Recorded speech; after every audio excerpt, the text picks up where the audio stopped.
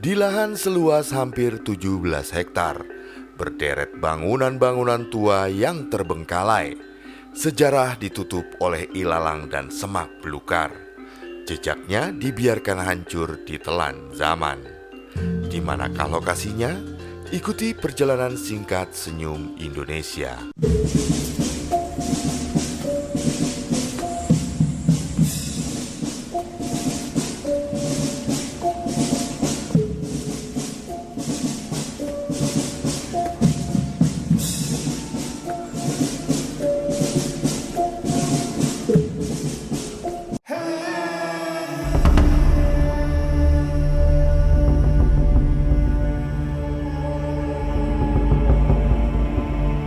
Di siang hari yang terik dan panasnya menembus kulit ini, aku menuju ke arah wilayah Klaten, sebuah wilayah yang berada di sisi selatan Provinsi Jawa Tengah.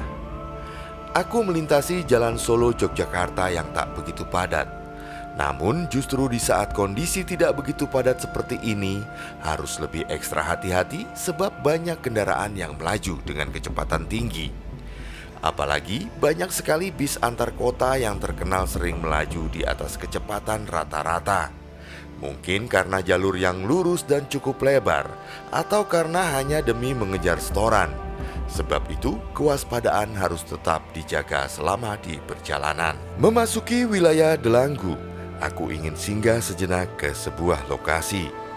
Lokasi tersebut beberapa puluh tahun lalu dikenal sebagai wilayah pabrik karung goni. Namun ketika aku terakhir melintas di lokasi tersebut, sudah tak ada lagi aktivitas di sana dan meninggalkan banyak bangunan tua yang terbengkalai begitu saja. Dan dahulu aku hanya lewat dan belum sempat mengunjunginya serta melihat-lihat secara lebih detail kondisi yang ada di lokasi tersebut. Maka rasanya tak ada salahnya jika kali ini aku singgah barang sejenak. Menurut warga di sekitar lokasi, dahulu di lokasi tersebut berdiri pabrik karung goni. Karung goni biasanya digunakan untuk memuat beras, jagung, ataupun gula.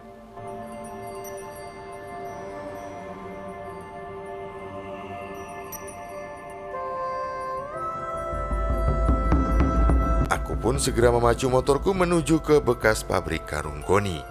Lokasinya sangat mudah untuk ditemukan. Ketika bertemu dengan sebuah perempatan yang sepertinya adalah sebuah pasar, jika dari arah Yogyakarta, bisa langsung berbelok ke arah kiri. Hanya beberapa meter saja memasuki jalan, sudah terlihat bangunan-bangunan dengan arsitektur khas kolonial yang sangat mencolok. Sebenarnya bangunan yang luas ini mulai didirikan sejak dikeluarkannya kebijakan Agrarische Wet di tahun 1870. Kala itu puluhan bahkan ratusan pabrik dibangun di Jawa, terutama di wilayah Forsten Landen, termasuk di Klaten, yang memiliki tanah subur dan juga banyak penduduknya. Klaten di abad ke-19 hingga abad ke-20 menjadi wilayah di Forsten Landen yang menjadi surga bagi perkebunan tebu.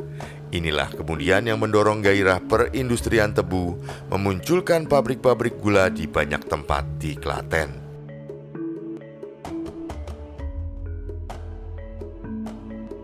Delanggu menjadi salah satu kecamatan di Klaten yang memiliki perkebunan tebu yang cukup luas.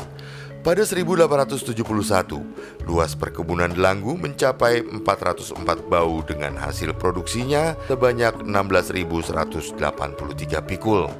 Namun semuanya kemudian tersendat karena depresi ekonomi yang melanda Hindia Belanda pada tahun 1930 dan merupakan sebuah gejala perekonomian dunia. Bagi wilayah jajahan seperti Hindia Belanda, keadaan tersebut berlangsung lebih lama dan menimbulkan akibat yang lebih parah. Hal tersebut berakibat pemerintah kolonial Belanda mengalami kerugian besar karena penurunan harga dan kelebihan produksi gula. Keadaan yang sulit tersebut berdampak cukup parah di tahun 1933, membuat pabrik gula Delanggu mengalami kebangkrutan sehingga tidak lagi melakukan kegiatan produksi dan akhirnya ditutup. Baru kemudian memasuki tahun 1934, pemerintah kolonial memanfaatkan lahan-lahan perkebunan tebu yang terbengkalai dengan membudidayakan tanaman rosella atau Hibiscus sabdarivalin sebagai bahan utama pembuatan karung goni. Setelah beberapa tahun membudidayakan tanaman rosella di Delanggu, baru kemudian pada tahun 1938, untuk pertama kalinya perusahaan tersebut menghasilkan karung goni yang siap untuk dipasarkan.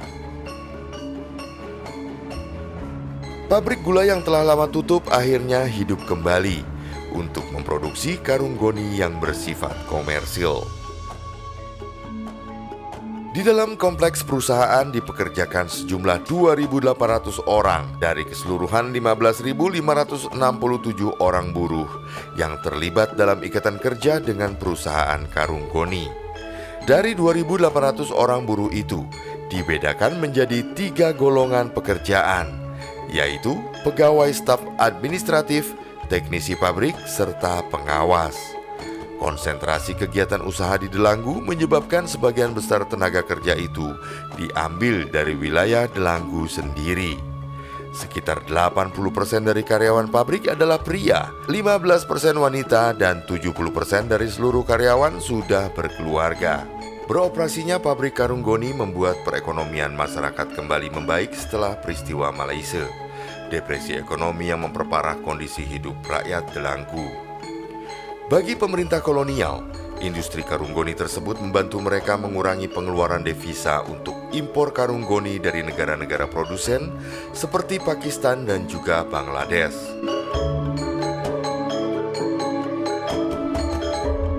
Kesuksesan pabrik karung goni Delanggu kemudian terus membesar dan menjadikannya sebagai produsen karung goni terbesar tidak hanya di Hindia Belanda saja, melainkan hingga mencakup ke kawasan Asia Tenggara.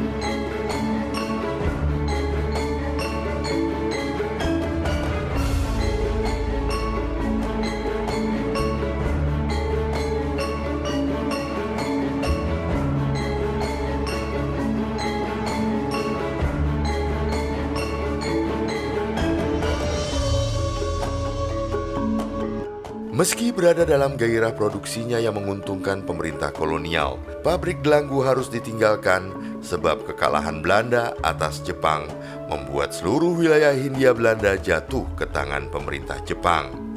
Akibatnya, pada awal tahun 1943, perusahaan pabrik karung goni Delanggu diambil alih oleh pemerintah Jepang dan dikelola sebagai Perseroan Nanio Kahatso. Karung goni di masa itu tidak hanya digunakan sebagai pembungkus gula dan juga beras, tetapi juga sebagai pakaian. Hal tersebut terpaksa dilakukan karena pakaian adalah komoditas mahal selama masa pendudukan Jepang. Penggunaan bahan karung goni sebagai pakaian menimbulkan resiko banyak penyakit kulit menular karena struktur karung goni yang kasar, berat, dan kaku. Pada perkembangan selanjutnya, pemerintah Jepang mengeluarkan peraturan tentang pendaftaran kantong atau karung goni dan larangan penjualan, pembelian, serta pemindah tanganannya. Salah satu isi perintah tersebut menyatakan bahwa orang yang memiliki lebih dari 10 karung goni harus melaporkan hal tersebut dan mendaftarkannya ke pemerintah. Informasi ini menunjukkan nilai karung goni selama masa pendudukan Jepang yang cukup tinggi.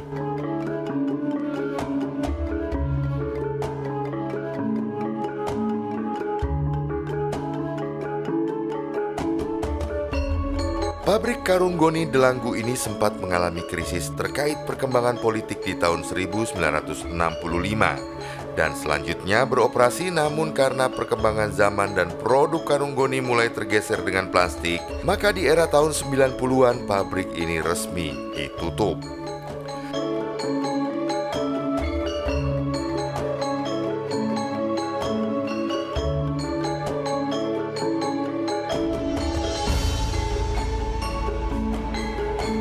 Tapi sayang sekali, aku tidak bisa masuk dan melihat sisi bagian dari dalam pabrik karena pihak keamanan sama sekali tidak mengizinkannya.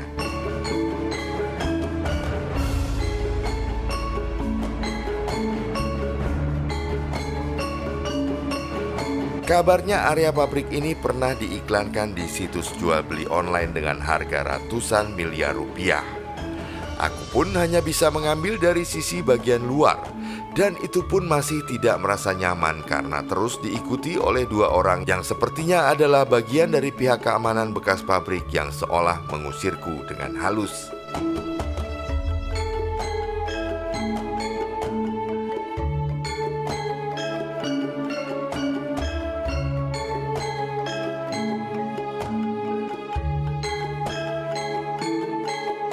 Sangat disayangkan dan memprihatinkan jika kemudian bangunan-bangunan ini jatuh ke tangan yang tidak peduli dengan kesejarahan.